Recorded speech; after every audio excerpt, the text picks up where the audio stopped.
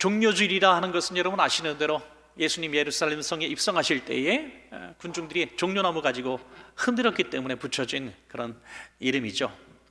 당시에는 또 6월절 축제 기간이었기 때문에 참 엄청난 군중들이 모여 있었습니다.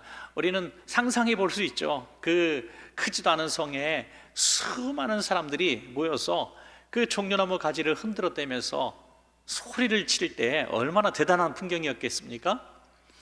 그들이 외친 그 외침은 뭡니까? 호산나라는 것이죠. 호산나. 오늘 말씀의 제목이기도 합니다. 이 호산나 하고 외친 그 외침 속에서 예수님을 그들이 어떤 인물로 기대했던가 하는 것이 정확하게 잘 드러나 있는 것입니다. 마태복음 21장 8절부터 9절까지 보시면 보다 구체적으로 나와 있죠. 무리의 대다수는 그들의 겉옷을 길에 펴고 다른 이들은 나뭇가지를 베어 길에 펴고 앞에서 가고 뒤에서 따르는 무리가 소리 높이 이르되 호산나 다윗의 자손이여 찬송하리로다. 주의 이름으로 오시는 이여 가장 높은 곳에서 호산나 하더라. 이렇게 말씀하고 있습니다.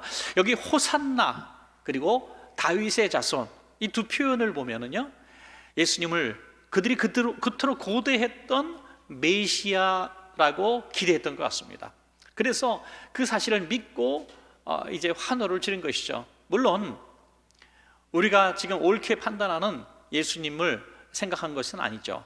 그들의 소원을 이루어줄 그들의 기대 속에 있는 그런 메시아를 환영한 것입니다. 그래서 예수님께서 그들이 원하는 메시아가 되어주지 못하시고 십자가에서 단 일주일 만에 돌아가실 때에 그들의 마음이 다윗의 자손 호산나라던 외침들이 오히려 예수님을 죽이는 칼날이 되었다는 것을 우리가 볼 수 있습니다. 굉장히 중요한 말씀입니다, 여러분. 예수님이 다윗의 자손이고 우리가 마땅히 호산나라고 외칠 수 있는 그 유일한 신분인 것을 이들도 알았고 우리 모두 알았습니다. 그러나 하나님의 뜻과 상관없는 자기의 기대와 소원에 부합되지 못하는 메시아라면 언제든지 저버릴 수 있는 이 잘못된 메시아관, 이 메시아관이 얼마나 그릇된 결과를 낳게 되는가. 이 시대에도 성도는 두 종류로 나눈다고 생각합니다. 교회 밖 사람들은 할 수 없고요, 성도들은 두 종류로 나눕니다. 우리 모두가 예수님을 다윗의 자손으로 인정하고 오늘도 호산나라고 외치면서 신앙생활을 하고 있습니다. 메시아라고 인정하고 있습니다. 그런데 자신이 원하는 메시아가 되어주지 못하셨을 때에 예수님을 오히려 버리고 예수님을 향해서 칼끝을 들이대는 이런 소위 교인이었던 사람들이 얼마나 많습니까, 여러분? 오히려 교회를 떠나서 교회를 대적하는 그런 사람들이 참으로 많이 생겼다는 것을 보게 됩니다.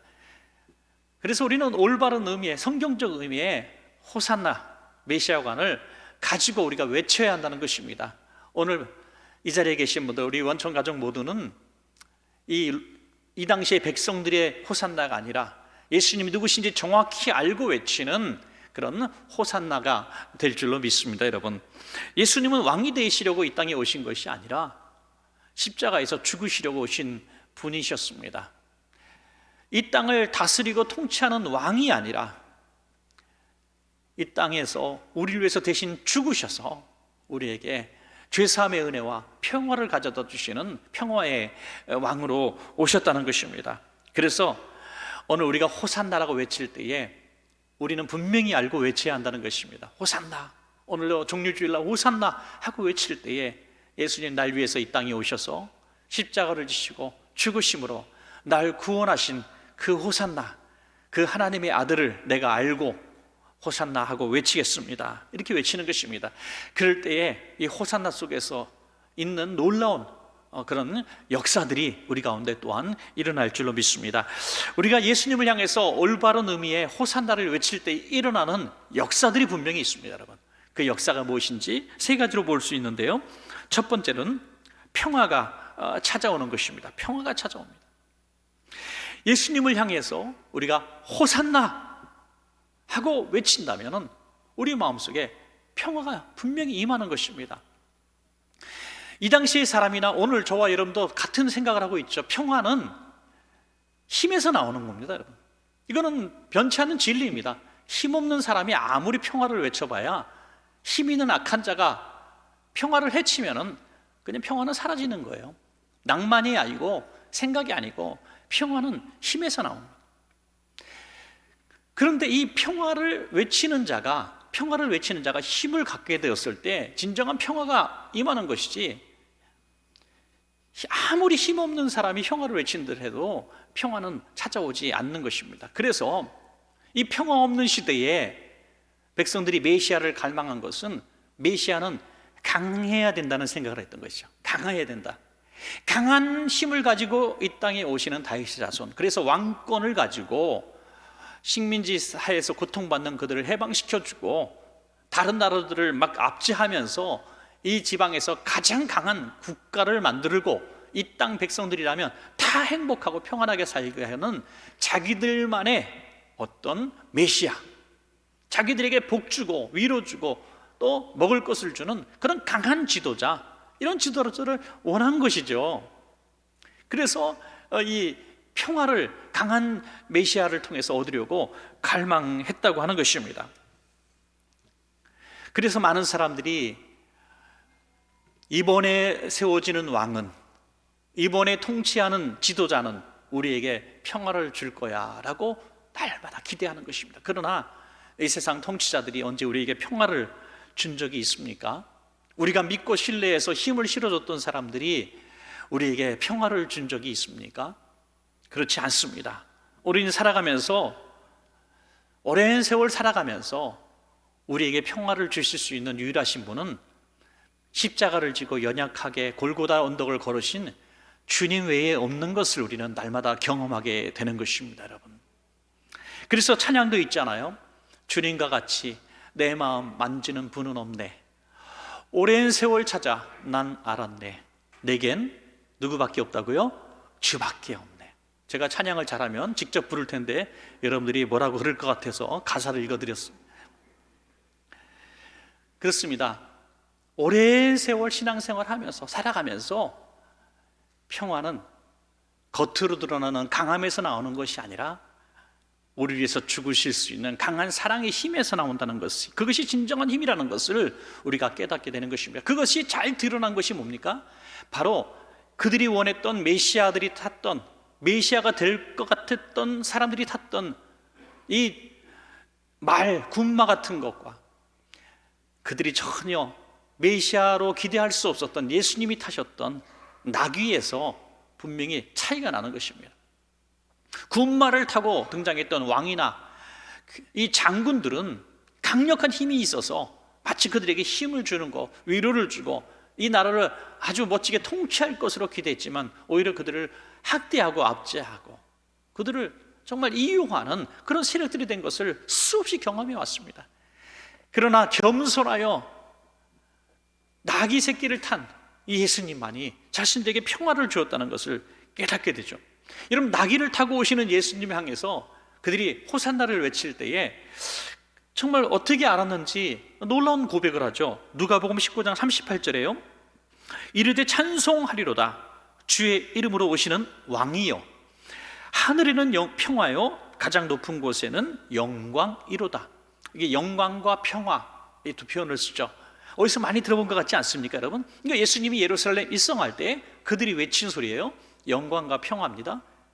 예수님이 탄생하실 때 천사들이 했던 얘기잖아요. 자, 누가복음 2장 14절입니다. 똑같은 복음서인데요. 2장 지극히 높은 곳에서는 하나님께 영광이요 땅에서는 하나님이 기뻐하시는 사람들 중에 평화로다 하니라. 아멘. 이스라엘 백성들이 예수님이 이 예루살렘 성에 들어오실 때에 영광과 평화를 외친 듯이, 이것은 자신들의 입에서 고백한 것처럼 보여줬지만 천군 천사들이 예수님 탄생하시는 순간에 외쳤던 똑같은 고백이라고 하는 것입니다. 영광과 평화. 그런데 놀라운 것은 이 영광과 평화라고 계속 예수님의 존재에 대해서 이렇게 고백했지만 그 영광과 평화가 어떤 식으로 이루어졌는가, 그들이 원했던 메시아가 아니라 이 평화가 어떻게 이루어졌는가, 예수님의 죽으심을 통해서 이루어졌다는 것이 전혀 그들의 기대와 다른 것이죠. 예수님은 왕이 되기 위해서 오신 것이 아니라 예수님은 죽으시기 위해 오셨다는 것이 여기서 드러나는 것입니다. 예수님이 돌아가실 때 지성소와 성소를 가로막은 이 휘장이 쫙 찢어졌습니다. 여러분, 이것이 잘 드러내는 거죠. 평화가 뭡니까 여러분? 평화는 막혔던 담이 허물어지는 게 평화가 아니겠습니까?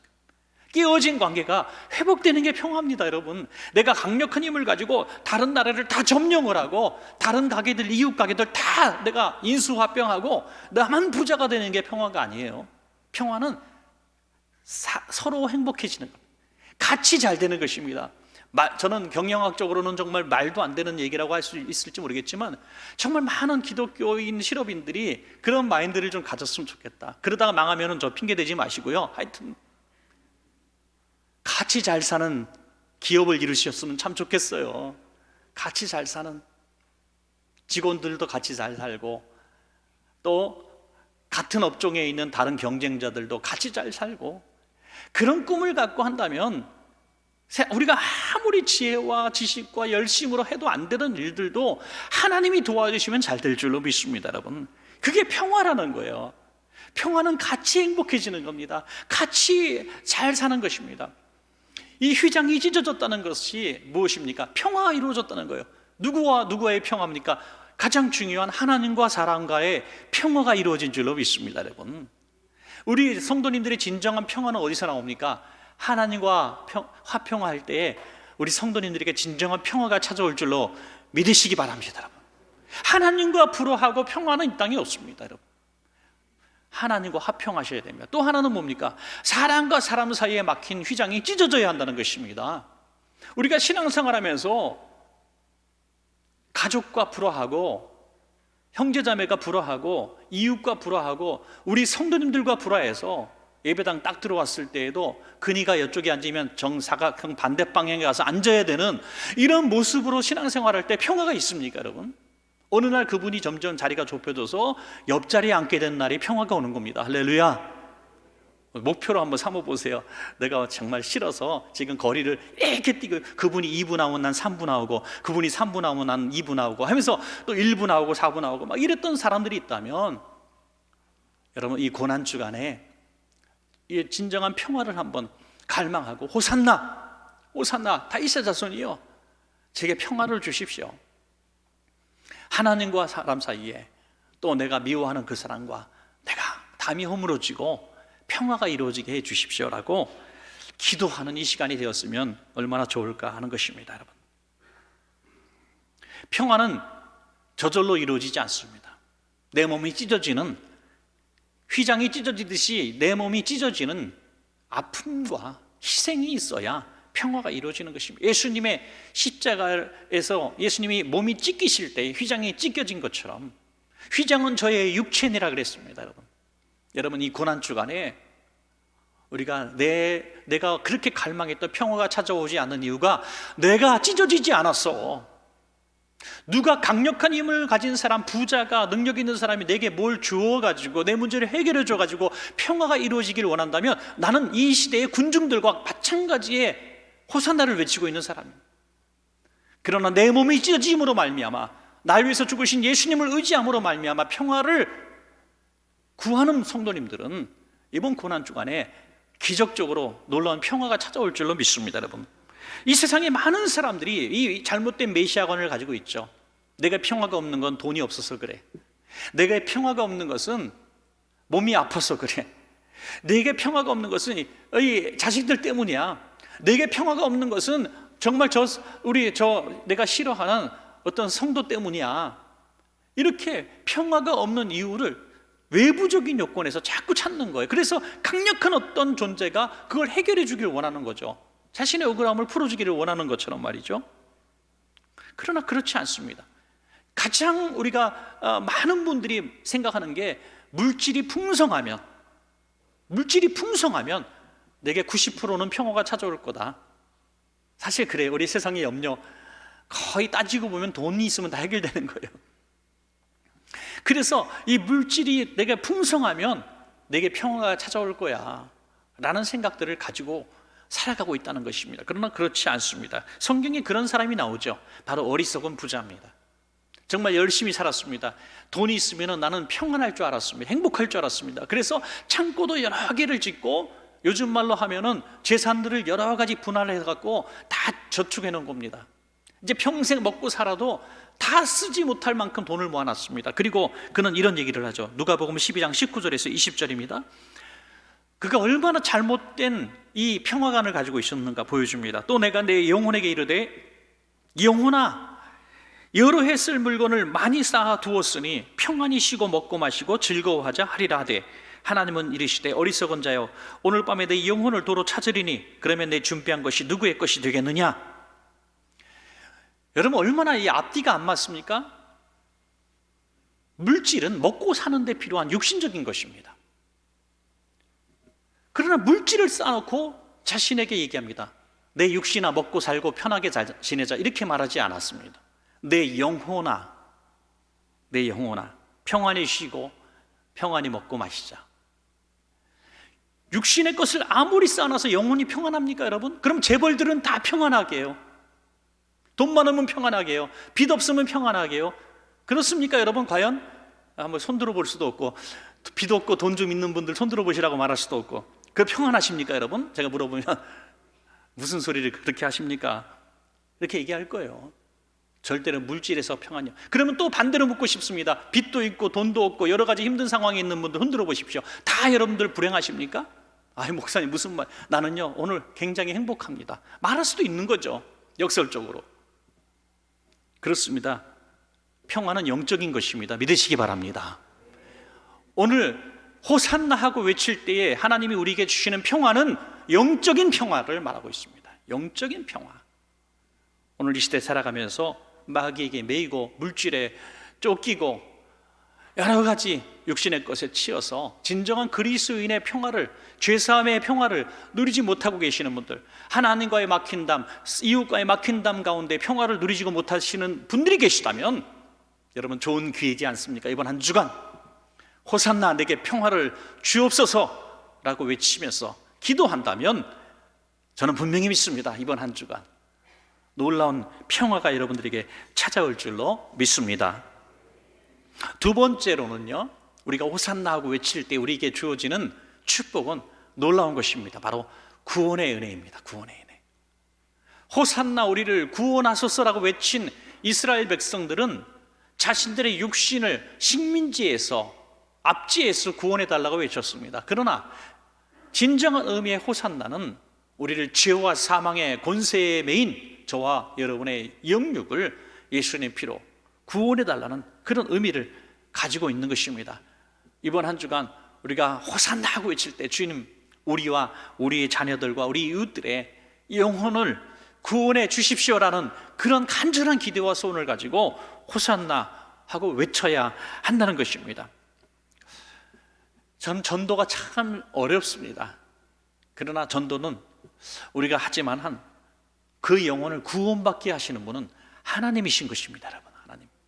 어떤 농촌 목회하시는 분이 쓰신 어떤 글을 읽어보았습니다. 책에 나와 있는 부분인데요. 이 농촌에서 목회하시는 분이 이제 전도를 이렇게 농사짓는 어른들에게 전도를 쭉 합니다. 그랬더니 한 어른이 관심이 있었습니다. 관심을 보여요. 목사님, 교회를 한번 나가볼까 하는데 또 심심하기도 하고 그래서 일요일 날 교회 한번 나가고 싶기도 한데 내가 교회 나간다니까 친구들이 교회 나가면 돈 많이 든다고 교회 나가지 말라 그런다고 교회 나갔다가 돈 많이 드니까 그냥 그렇게 처음부터 발들이지 말라 그런다고. 그래서 내가 진짜 궁금해서 물어보는데 목사님 교회 가면 회비가 얼마입니까? 교회 가면 돈을 얼마나 써야 됩니까? 내가 영화비 정도 쓴다면 내가 쓸 텐데 얼마나 많이 듭니까? 라고 물어보는 거예요. 얼마나 순진한 질문입니까? 그래서 목사님이 재미있게 대답을 했대요. 아유 어르신 일주일에 담뱃값 정도면 됩니다 라고 얘기했어요. 담뱃값 정도면 됩니다. 정말 그거면 됩니까? 그래요. 그 정도면 되는 거예요. 교회에 돈 많이 들지 않습니다. 그랬어요.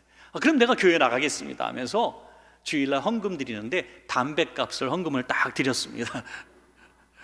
담배 한 갑 헌금을 딱 드려요. 그리고 이제 예배를 계속 1년 넘게 담배 한 값을 드리면서 예배를 드렸습니다. 그러더니 믿음은 들음에서 난다고 믿음이 자라지 않습니까? 그리고 추수감사주일날 되는데 쌀을 10가마를 헌금을 다 가셨다는 거예요.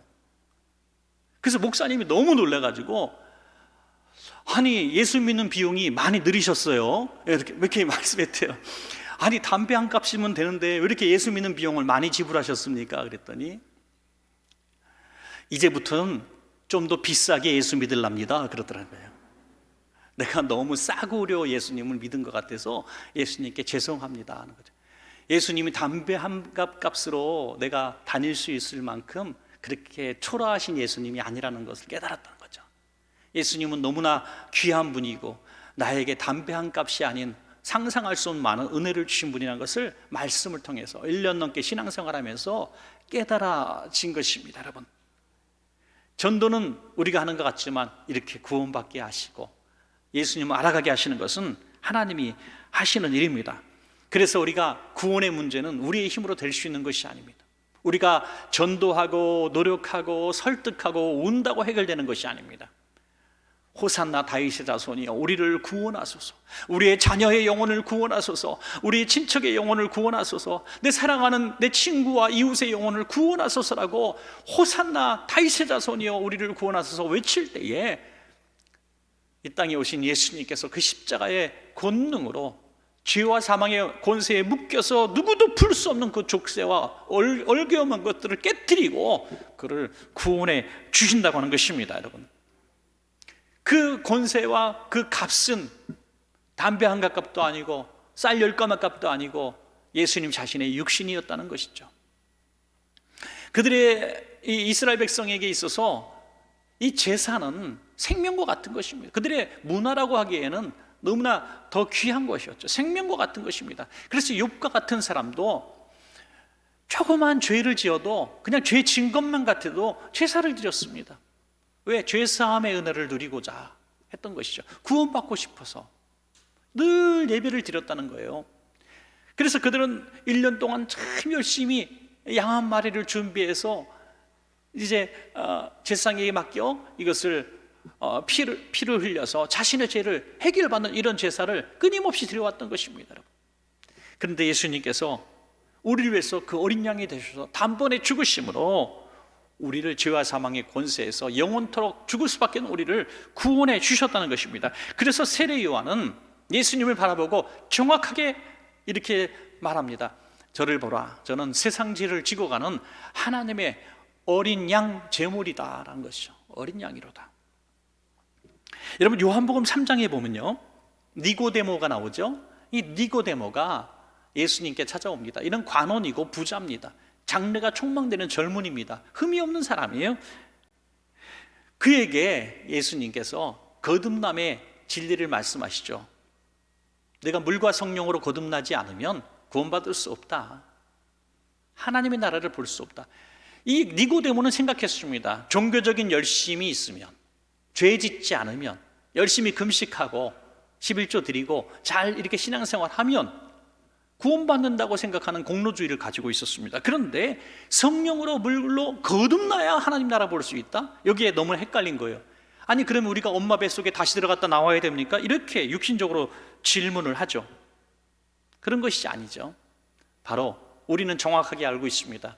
예수님과 함께 십자가에서 죽고 예수님과 함께 부활하는 것을 말하고 있는 것이죠.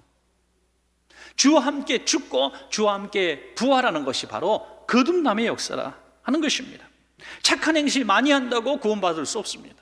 신앙생활 오래 했다고 구원받을 수 없습니다. 성경 공부 많이 했다고 구원받을 수 없습니다. 전도 많이 했다고 구원받을 수 없습니다. 하나님이 기뻐하시는 일 많이 했다고 구원받을 수 없습니다. 내가 거듭나야 구원받을 수 있습니다. 구원받을 수 있습니다.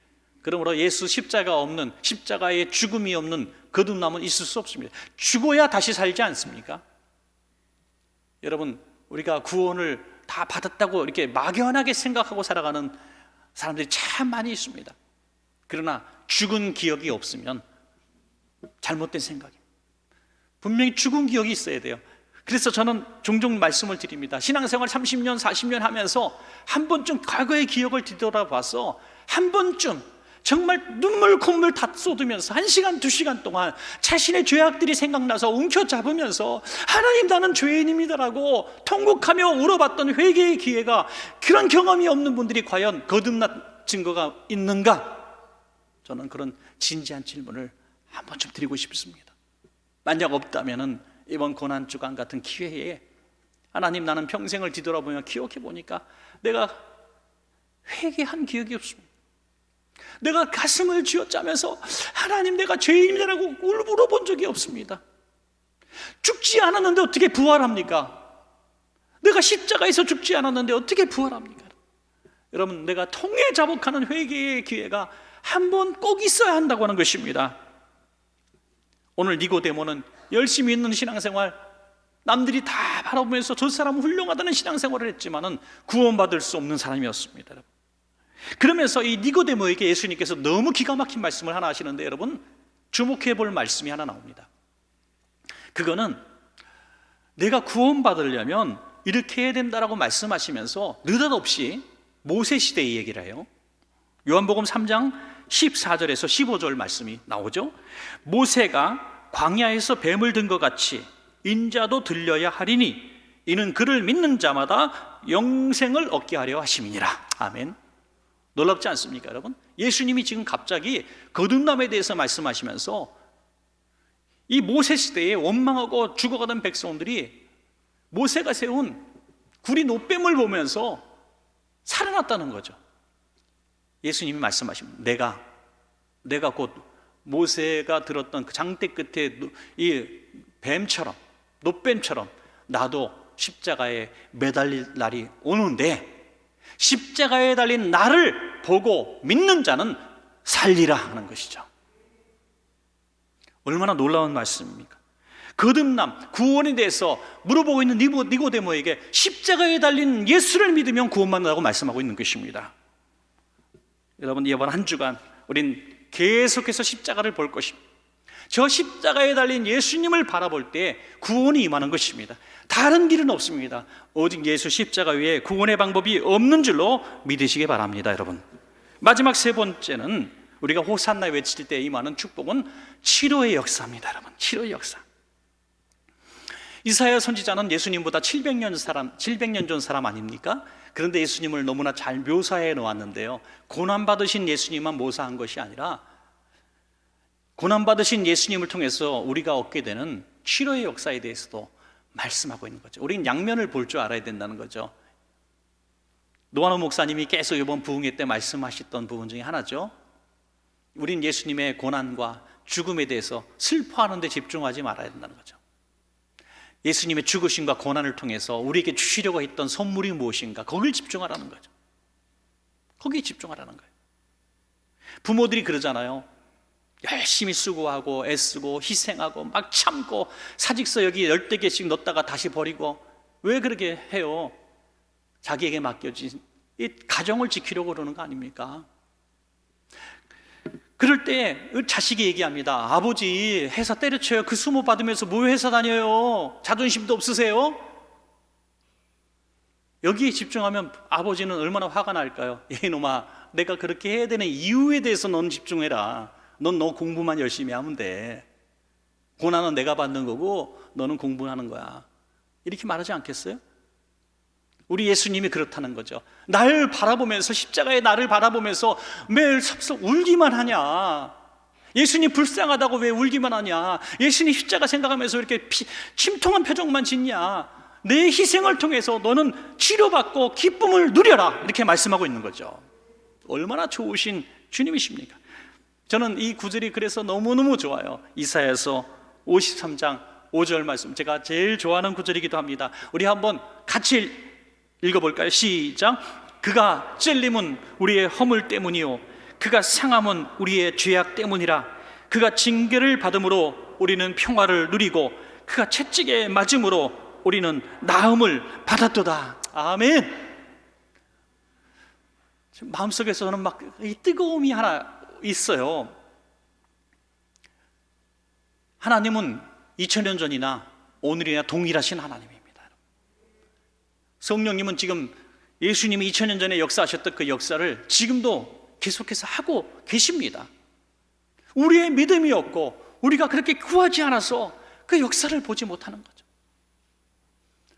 그래서 우리가 예수님 시대의 그 기적과 이사들을 우리가 경험하기를 원한다면, 마치 예수님이 내 앞에 계신 것처럼 믿었던 그 시대, 예수님 시대에 예수님 옷자락을 만졌던 혈루증 여인과 같은 그 선명한 믿음을 가지고 우리가 예수님 앞에 나올 수만 있다면 우리도 동일한 기적과 치료를 경험하게 될 줄로 믿습니다. 여러분, 우리가 믿는 것은 예수님의 죽으심뿐이 아니라 예수님의 부활하심을 믿는 거 아닙니까? 여러분, 죽으심을 믿는 것이 아니라 부활하심을 믿는 거예요.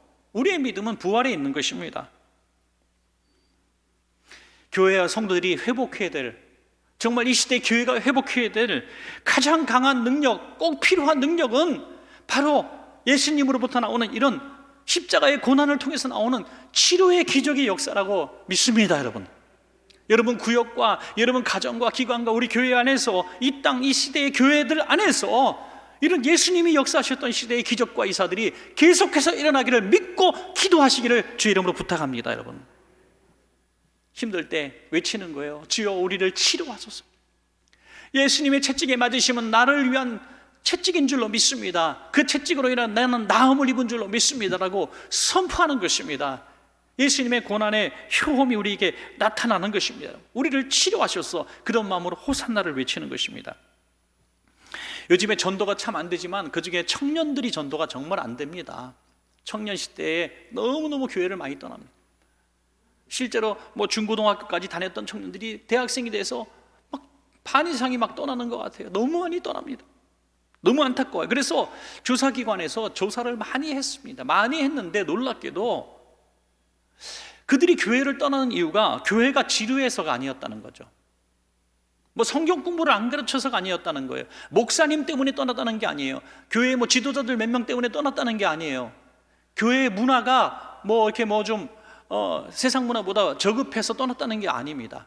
놀라운 사실입니다. 그래서 이 사실을 모르기 때문에 많은 교회들이 청년들을 다시 잡으려고 막 문화적인 것들, 그들이 원하는 것들을 다 해주고 시설을 해주고 그들의 비율을 맞춰가려고 애를 쓰는데 거기엔 해결되지 않는다는 거예요. 그러면 무엇이냐? 그들이 살아계신 하나님을 인격적으로 만나지 못했기 때문에 떠났다는 거예요. 여러분, 이 사실은 너무나 분명한 사실입니다.